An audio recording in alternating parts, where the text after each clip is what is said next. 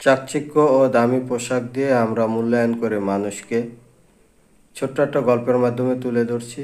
হয়তো আপনাদের ভালো নাও লাগতে পারে, কিন্তু শিক্ষণীয় এটা বলতে পারি। গল্পটি হচ্ছে মোল্লা নাছিরুদ্দিনের জীবনের কিছু অংশ। ধনির বাড়িতে ভোজের মেলা। নাছিরুদ্দিন।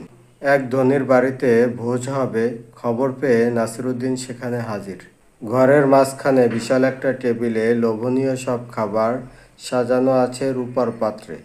টেবিল ঘেরা, চেয়ার পাতা, তাতে বসা ছিল হোমরা চোমরা সব ভাই। হোমরা চোমরা সম্ভবত কারো নাম হবে। নাসিরুদ্দিন সেদিকে এগোতেই কর্মকর্তারা তার মামুলি পোশাক দেখে তাকে ঘরের এক কোণে ঠেলে দিল।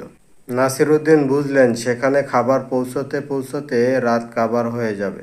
সে সময় নষ্ট না করে সোজা বাড়িতে চলে গেল।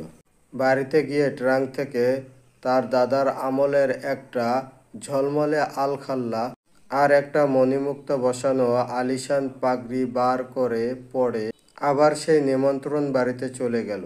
এবার কর্মকর্তারা তাকে দেখে একেবারে খাস টেবিলে বসিয়ে দিল। আর বসা মাত্রই নাসিরুদ্দিনের সামনে এসে হাজির হলো ভুরভুরে খুশবুওয়ালা পোলাওয়ের পাত্র। নাসিরুদ্দিন প্রথমে পাত্র থেকে খানিকটা পোলাও তুলে নিয়ে তার আলখেল্লা আর পাগড়িতে মাখিয়ে নিলেন। পাশে বসা ছিল একজন আমির। তিনি ভারী অবাক হয়ে বললেন, জনাব, আপনি যেভাবে খাদ্যদ্রব্য ব্যবহার করছেন তা দেখে আমার কৌতূহল জাগ্রত হয়েছে। এই প্রক্রিয়ার অর্থ জানতে পারলে আমি বিশেষ বাধিত হব।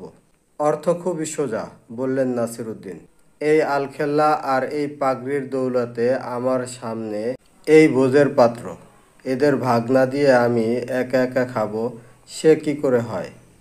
এখানে সেই আদি যুগ থেকেই আমরা ধনী তার চাকচিক্য পোশাকধারী মানুষকে মূল্যায়ন করি। প্রকৃতভাবে আমরা আমাদের মন মানসিকতা উদার করা প্রয়োজন। পৃথিবীও সেই দিকে যাচ্ছে, আমরাও সেই তালে তাল মিলিয়ে চলছি। এই ফাঁকে সভ্য বিষয়গুলো হারিয়ে যাচ্ছে আমাদের মাঝ থেকে। আগের দিনগুলোতে লেখক ছিল কম, পাঠক ছিল বেশি, যার কারণে মানুষ পড়তে পারতো, জানতে পারতো সভ্য জিনিসগুলো। আর এখনকার সময় লেখক বেশি, পাঠক কম, আবার সময় হয় না, কারণ সবাই অনলাইনের ভিতরে থাকে। এইসব মনীষীদের লেখা বইগুলো পড়ি, তাই পড়ে আমার মনে হয়েছে যে আমি যদি এই ভিডিওগুলো করে দেই, আপনারা যেহেতু ভিডিও দেখেন, ভিডিও শোনেন, আপনারা এখান থেকে মজা উপভোগ করেন এবং সময় পাস করেন। এই জন্যই আমি এই গল্পগুলো তুলে ধরছি।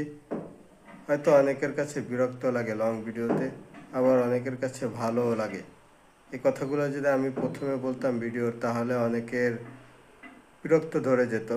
আমি শেষ মুহূর্তে বলছি এই কারণে, যারা ধৈর্য সহকারে দেখবে তারা অবশ্যই কথাগুলো শুনবে, শেষের অংশগুলো।